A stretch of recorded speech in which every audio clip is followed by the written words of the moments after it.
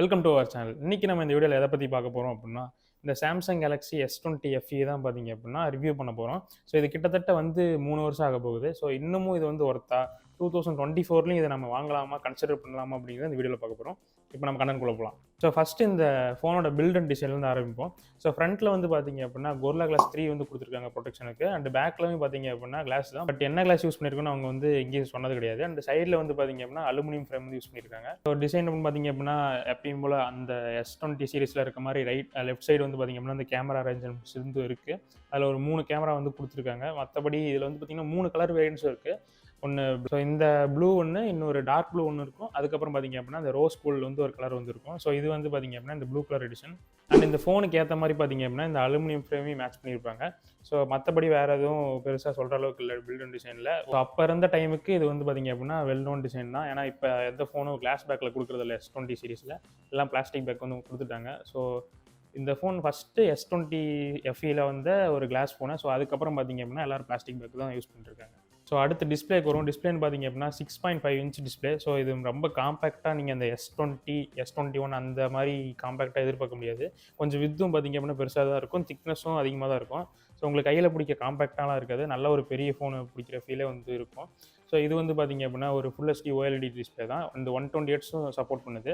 So பிரைட்னஸும் பார்த்தீங்க அப்படின்னா இதில் 1200 அல்லது 1500 வரைக்கும் போகும்னு நினைக்கிறேன், ஹை பீக் பிரைட்னஸ். ஸோ இது பார்த்தீங்க அப்படின்னா நல்லா யூஸபிளாகவே இருக்குது. நீங்கள் நல்ல சன்லைட்டில் பார்த்தாலும் உங்களுக்கு யூஸபிளாக தான் இருக்கும். பட் டேரெக்டாக சன்லைட்டில் பார்த்தீங்க அப்படின்னா கொஞ்சம் அடிவாங்க தான் செய்யும். பட் நீங்கள் HDR வீடியோஸ்லாம் பார்க்குறீங்க அப்படின்னா அந்த டைமில் இந்த டிஸ்பிளே சூப்பராகவே இருக்கும். நீங்கள் இப்போ படம் பார்க்க தான் போகிறீங்க, இல்லை யூடியூப் வீடியோஸ் தான் அதிகமாக பார்ப்பீங்க, மற்றபடி வேறு எதுவும் பண்ண மாட்டீங்க அப்படின்னா இந்த டிஸ்பிளே உங்களுக்கு தாராளமாக நல்லாயிருக்கும். ஸோ நெக்ஸ்ட்டு ப்ராசருக்கு வரும். ஸோ இந்த ஃபோன் லான்ச் ஆகும்போது மொத்தம் 3 வேரியன்ட்ஸில் வந்துச்சு. ஒன்று பார்த்தீங்க அப்படின்னா எக்ஸினோஸ் வேரியன்ட். ஸோ அது உங்களுக்கு கிடச்சி கம்மி ரேட்டில் கிடச்சாலும் அது வாங்காதீங்க. ஏன்னா அப்போ இருந்தப்போ அந்த S20 FE இருந்தப்போ ஓகே. பட் இப்போ 2024ல் அது கொஞ்சம் ஹீட் ஆகும். இதுவே கொஞ்சம் ஹீட்டாக தான் செய்யும், பட் அது இன்னும் கொஞ்சம் ஹீட் ஆகும். அண்ட் அதுக்கப்புறம் அது பார்த்தீங்கன்னா 4G வேரியன்ட்டு. ஸோ அதுக்கடுத்து அந்த ப்ராசர் பார்த்தீங்க அப்படின்னா 5G வேரியண்ட்டில் எக்ஸினோஸ் ப்ராசர் விட்டாங்க. அது நீங்கள் கிடச்சா வாங்கிக்கோங்க, அது பிரச்சனை இல்லை. 4G எக்ஸினோஸ் ப்ராசருக்கும் 5G எக்ஸினோஸ் ப்ராசருக்குமே பார்த்தீங்க அப்படின்னா நிறைய டிஃப்ரென்ஸ் இருந்துச்சு. பட் இது பார்த்தீங்க அப்படின்னா Snapdragon 865ல் இருக்க 5G சிப்ஸு. ஸோ இது பார்த்தீங்க அப்படின்னா உங்களுக்கு இந்த வேரியண்ட் கிடச்சிது அப்படின்னா நீங்கள் கண்ண மூடிட்டு வாங்கிக்கலாம். ஏன்னா இந்த ஃபோனில் அதிகமாக அந்த பிரச்சனை வராது. நீங்கள் அந்த எக்ஸினோஸுக்கும் ஸ்னாப்ட்ராகனுமே பார்த்தீங்க அப்படின்னா உங்களுக்கு நல்ல ஒரு டிஃப்ரென்ஸ் தெரியும் ப்ராசஸிங்கில். அண்ட் கேமரா சாம்பிள்ஸாக இருக்கட்டும், எல்லா இடத்துலையுமே பார்த்தீங்க அப்படின்னா நீங்கள் நோட்டீஸ் பண்ண ஆரம்பிப்பீங்க, நீங்கள் ரெண்டையும் கம்பேர் பண்ணீங்க அப்படின்னா. ஸோ இந்த ஃபோனை கேம் விளாடுறீங்க அப்படின்னா நீங்கள் கன்சிடர் பண்ணவே தேவையில்லை. ஏன்னா இது அதுக்கான ஃபோன் கிடையாது. ஸோ இது ஓவரால் ஒரு மல்டிமீடியா எக்ஸ்பீரியன்ஸ்க்காக செய்யப்பட்ட ஃபோனு. ஸோ கேம்ஸ் விளாட முடியாதுன்னு சொல்ல முடியாது, நீங்கள் விளாடலாம். பட் அதுக்காக ப்ரிஃபர் பண்ணுறீங்க அப்படின்னா இந்த ரேஞ்சில் நிறைய ஃபோன்ஸ் இருக்குது, நீங்கள் அதை யூஸ் பண்ணலாம். என்ன கேம் விளாண்டு பாரு தெரியும். ஒரு மணி நேரம் உட்காந்து ஒரு தக்கன்னு இருக்கும் பின்னாடி. அப்படி தான் நான் ஃபஸ்ட்டுலாம் காலேஜ் படிக்கும்போது ரிவ்யூ பண்ணிட்டு இருப்பேன். எவனாவது ஃபோனை யூஸ் பண்ணுறவனே கூப்பிட்டு பக்கத்தில் உட்கார வச்சுட்டு நான் கொஸ்டின் கேட்பேன், ஆன்சர் சொல்லுவான். நீ யூஸ் பண்ணுறப்ப எப்படி இருந்துச்சு அப்படின்னு. எவனும் பார்க்க மாட்டேங்கிறேன் அப்படி போட்டால். ஸோ அடுத்து பேட்டரிக்கு வரும். பேட்டரி அப்படின்னு பார்த்தீங்க அப்படின்னா 4500 mAh கொடுத்துருக்காங்க. ஸோ இது கூட ஃபாஸ்ட் சார்ஜிங் பண்ணுறதுக்கு உங்களுக்கு 25 watts வரைக்கும் சப்போர்ட் இருக்குது. அண்டு ரிவர்ஸ் ஒயர்லெஸ் சார்ஜிங் சப்போர்ட்டும் இருக்குது, ஒயர்லெஸ் சார்ஜிங் சப்போர்ட்டும் இருக்குது. ஸோ இதெல்லாம் பார்த்தீங்க அப்படின்னா இந்த 30,000 செக்மெண்ட்டில் உங்களால் வேறு எந்த ஃபோனில் எதிர்பார்க்க முடியாது. இதெல்லாம் பார்த்தீங்க அப்படின்னா ஒரு நல்ல ஃபீச்சர்.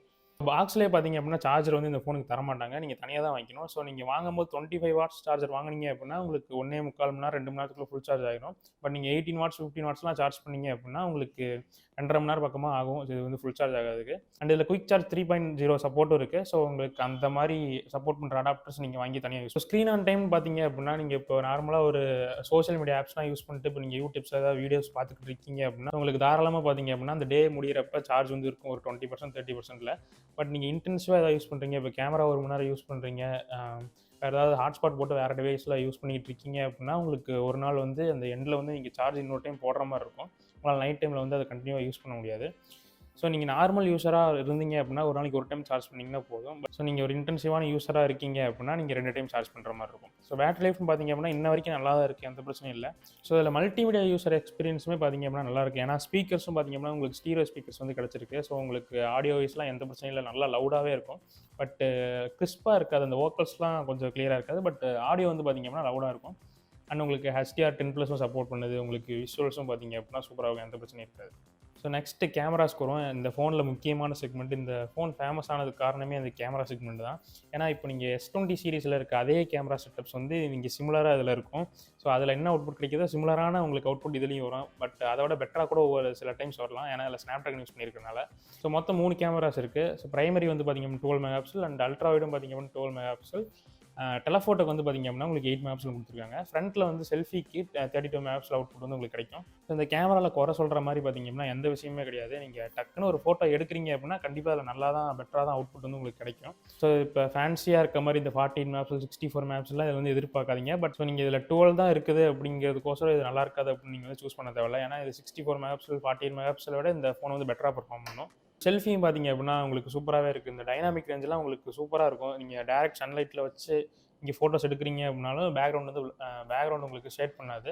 ஸோ அந்த எப்பயுமே பார்த்தீங்க அப்படின்னா சாம்சங்கில் இந்த டைனாமிக் ரேஞ்ச் சூப்பராக கொடுத்துருப்பாங்க. ஸோ நீங்கள் வெளியே அவுட்டோர் ஷாட்லாம் இருக்கட்டும், உங்களுக்கு இந்த ஸ்கைஸ்லாம் பார்த்தீங்க அப்படின்னா அவ்வளோ ப்ளூவாக நேச்சுரலாக தெரியும். ஸோ கேமரா வைஸ் பார்த்தீங்க அப்படின்னா நீங்கள் இன்னமும் இந்த ஃபோனை வந்து கன்சிடர் பண்ணலாம். ஏன்னா நானே நிறைய வீடியோஸ் வந்து பார்த்தீங்க அப்படின்னா இந்த ஃபோன் மூலியமாக தான் எடுத்துகிட்டு இருக்கேன். இப்போ நீங்கள் பார்த்துட்டு இருக்க வீடியோ வந்து பார்த்தீங்க அப்படின்னா Sony Xperia 5 Mark II தான் எடுத்துகிட்டு இருக்கோம். ஸோ லாஸ்ட் ஒரு 4 வீடியோஸ் மட்டும் தான் பார்த்தீங்க அப்படின்னா இந்த சோனியில் எடுத்துகிட்டு இருக்கோம். இது எல்லா வீடியோஸும் பார்த்தீங்க அப்படின்னா இந்த ஃபோன்ஸை யூஸ் பண்ணி எடுத்தது தான். ஸோ அடுத்து சாஃப்ட்வேர்னு பார்த்தீங்க அப்படின்னா இதோட லைஃப் வந்து முடிஞ்சிருச்சு. ஏன்னா Android 10 லான்ச் ஆச்சு. இப்போ Android 13 ஓடிக்கிட்டு இருக்கு. ஸோ இதுக்கு மேலே உங்களுக்கு அப்டேட் வருமானு கேட்டால் வராது. ஸோ சாஃப்ட்வேர் அப்டேட்ஸ் மட்டும் தான் ப்ரொவைட் பண்ணுவாங்க. பட் இது வரைக்கும் ப்ராமிஸ் பண்ண மாதிரி கொடுத்துருக்கிறதே பார்த்தீங்கன்னா பெரிய விஷயம் தான். ஏன்னா சாம்சங் எப்பயும் அப்டேட்ஸில் குறை வைக்க மாட்டாங்க. சொன்னபடி லான்ச் பண்ணிடுவாங்க அப்டேட்ஸில். மற்றபடி பார்த்தீங்க அப்படின்னா இந்த NFC in-display finger print scanner, so இந்த மாதிரி எல்லா ஃபீச்சர்ஸும் சென்சார்ஸும் பார்த்தீங்க அப்படின்னா மிஸ் பண்ணாமல் கொடுத்துருக்காங்க. ஸோ கடைசியாக அதை வாங்கலாமா வேணாமான்னு பார்ப்போம். ஸோ ஏன்னா இப்போ 2023 எண்டில் இருக்கும். ஸோ அடுத்து 2024 வந்து வரப்போகுது. கிட்டத்தட்ட 3 வருஷம் ஃபுல்லாக முடிஞ்சிருக்கு இந்த ஃபோனுக்கு. பட் இப்போ வாங்கலாமான்னு கேட்டிங்க அப்படின்னா இதோட ப்ரைஸிங்கை வச்சு தான் நம்ம வந்து முடிவு பண்ணணும். உங்களுக்கு ஒரு 20,000 கீழே வந்து இந்த ஃபோன் இன்னும் கிடைக்குது. நீங்கள் அடுத்து ஒரு 2 வருஷம் யூஸ் பண்ண போகிறீங்க அப்படின்னா நீங்கள் கன்சிடர் பண்ணலாம். நான் சொல்கிறது அன்பாக்ஸ் பண்ணாத ஃபோன் வந்து சொல்லிகிட்டு இருக்கேன். பட் இன்னமும் உங்களுக்கு 30,000க்கு தான் கிடைக்குது அப்படின்னா நீங்கள் வந்து இதை கன்சிடர் பண்ண தேவையில்ல. ஏன்னா S21 FE வந்து பார்த்தீங்க அப்படின்னா இதுக்கு இன்னும் ஒரு வருஷம் முன்னாடி வந்தது. அதுக்கு இன்னும் ஒரு வருஷம் பார்த்தீங்க அப்படின்னா சாஃப்ட்வேர் அப்டேட்டே மீதி இருக்கும். ஸோ நீங்கள் அதை வந்து 30,000 வாங்கும்போது அது வந்து கன்சிடர் பண்ணுற மாதிரி இருக்கும். பட் அதில் ஒரே ஒரு டிஸ்அட்வான்டேஜ் என்ன அப்படின்னா பிளாஸ்டிக் பேக் வந்து அதில் யூஸ் பண்ணியிருப்பாங்க. பட் அந்த பிளாஸ்டிக் பேக்கும் பார்த்தீங்க அப்படின்னா அந்த அளவுக்கு டவுன்கிரேடாக இல்லை, நல்லாவே பண்ணியிருக்காங்க அந்த ஃபோனில். பட் நீங்கள் வாங்குற மாதிரி இருந்தால் S22 FE போகிறது வந்து பெட்டர். ஸோ இது உங்களுக்கு 20,000 கீழே கிடச்சா மட்டும் இது வந்து யூஸ் பண்ணுங்கள். பட் அப்டேட்ஸ் வந்து உங்களுக்கு வராது, அதை நீங்கள் ஞாபகம் வச்சுக்கணும். பட் S21 FEயில் உங்களுக்கு இன்னும் அப்டேட்ஸ் வந்து பாக்கி இருக்கும். ஸோ அது வந்து பார்த்தீங்க அப்படின்னா எல்லா விதத்துலையும் உங்களுக்கு பெட்டராக இருக்கும். பட் இப்போ தான் நீங்கள் இந்த ஃபோனை வாங்கி அடுத்து ஒரு 4 வருஷத்துக்கு யூஸ் பண்ண போகிறீங்க அப்படின்னா நீங்கள் இதை கன்சிடர் பண்ண தேவையில்லை. ஸோ அவ்வளோதான் பார்த்தீங்க அப்படின்னா இந்த வீடியோ பிடிச்சா சப்ஸ்கிரைப் பண்ணிக்கோங்க. அண்ட் ஸோ நான் வந்து இதை Sony Xperia 5 Mark II compare பண்ணலான்னு இருக்கேன். ஸோ அந்த வீடியோ வேணும் அப்படின்னா கமெண்ட் செக்ஷனில் கமெண்ட் பண்ணுங்கள். ஸோ அடுத்த வீடியோவில் பார்க்கலாம்.